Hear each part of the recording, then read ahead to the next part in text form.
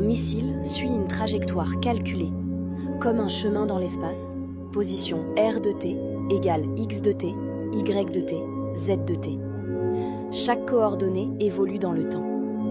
Sa vitesse v de t égale dérivée de r de t mesure combien le missile avance chaque seconde, tangente à la courbe.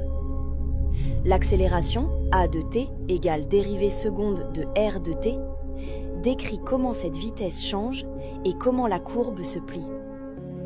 La gravité, F égale masse fois g, attire toujours vers le bas, courbant la trajectoire naturellement.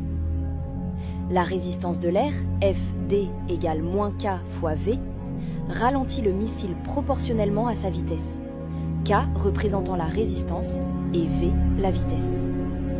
Toutes ces forces s'additionnent.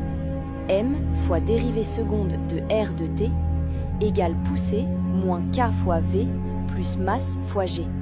La trajectoire en dépend. La cible bouge aussi. Position R sous c de t, une fonction du temps que le missile doit suivre. Pour toucher, il faut résoudre R de m de t égale R de c de t. Trouver le point commun exact. Le temps exact, t étoile, est celui où x de m égale x de c, y de m égale y de c, et z de m égale z de c simultanément. L'angle de visée, θ de t, relie missile et cible. Sa variation, θ' de t, guide les corrections. La correction latérale suit accélération proportionnelle à θ' de t. Relation simple mais cruciale pour l'impact. L'erreur, E de t égale R de c moins R de m, est le vecteur distance restant à combler.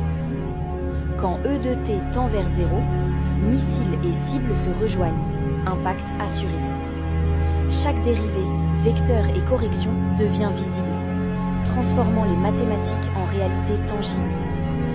Chaque ajustement réduit E de t progressivement, comme si le missile corrigeait sa trajectoire mathématiquement. Plus la vitesse est grande, plus ces corrections doivent être rapides et précises. Les vecteurs de vitesse et d'accélération s'adaptent continuellement aux forces et trajectoires. Chaque trajectoire possible est calculée, puis le meilleur chemin est choisi. La solution optimale minimise la distance et l'erreur E de t, un vrai problème mathématique. L'impact précis n'est pas magique, il résulte de mathématiques claires et contrôlées.